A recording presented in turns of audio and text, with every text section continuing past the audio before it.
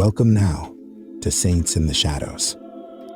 Hear the stories of the saints, learn about things you never knew.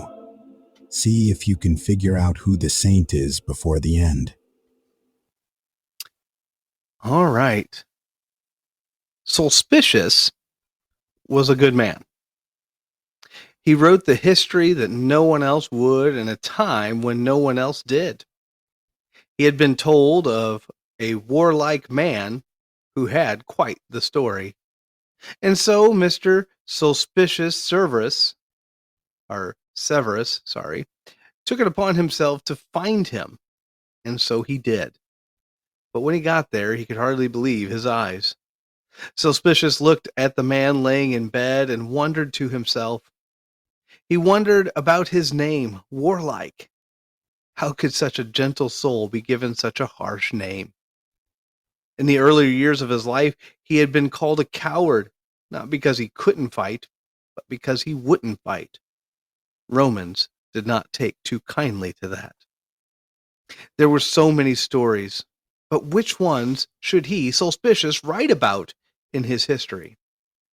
There was a time that a group cut down their sacred pine and made an agreement with Mr. Warlike that as long as he stood in the path of which it would fall, they would cut it down. And he did. He stood there, didn't even flinch, as the great tree fell right beside him, but not on him. Supposedly he had healed people. One story had him even raising someone from the dead.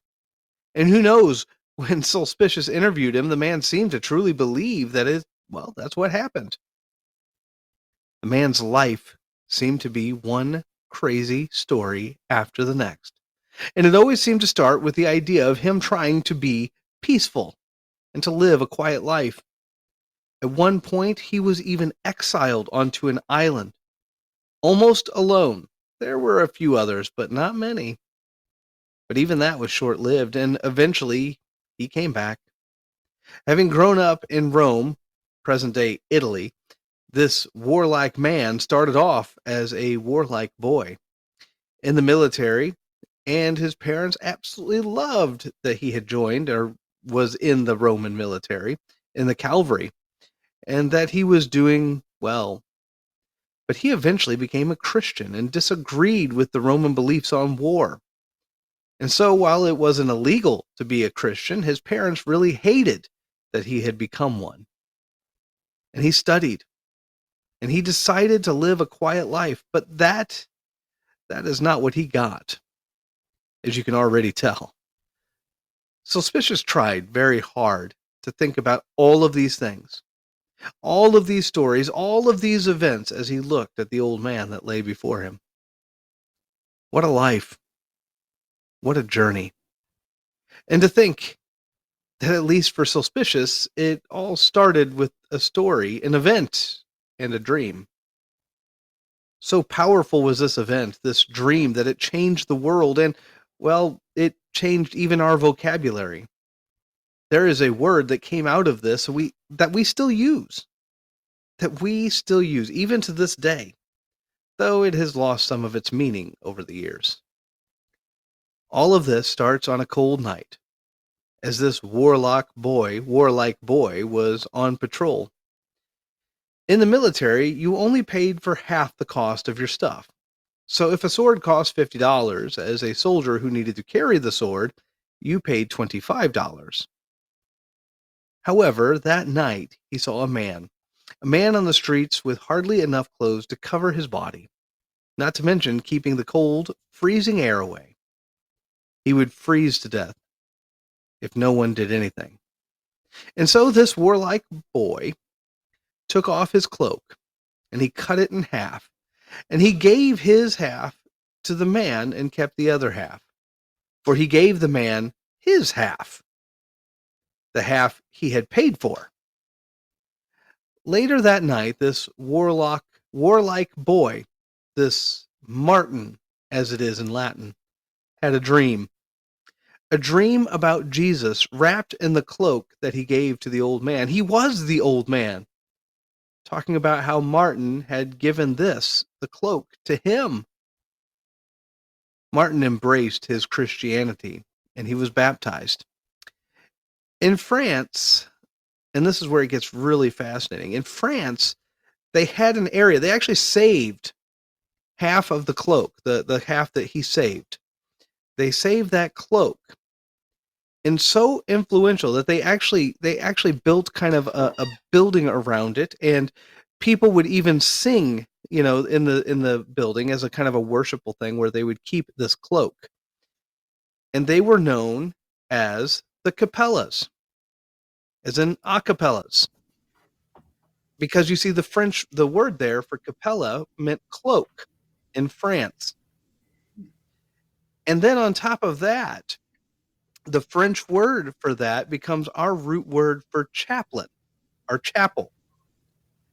And when they had a person who would actually carry the cloak, they would call that person a chaplain, because the French word for cloak, a cloak carrier, is what the word actually meant. And it all comes about because of Saint Martin and his cloak.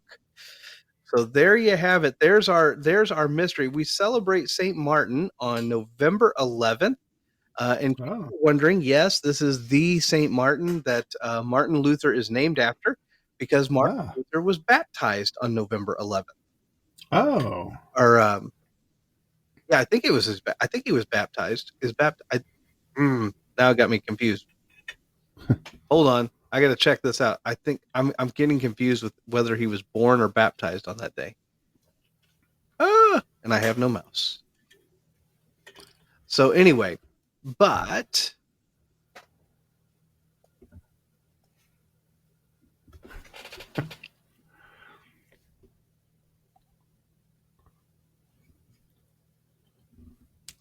no, he was yeah, he was born on November 10th in 1483. oh, okay.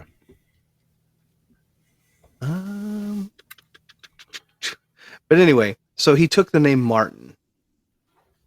He took the Yeah, name Martin. very nice.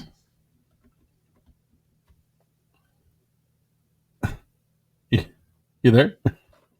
Yeah, I am. I'm sorry. I'm still looking this up. This is I can't I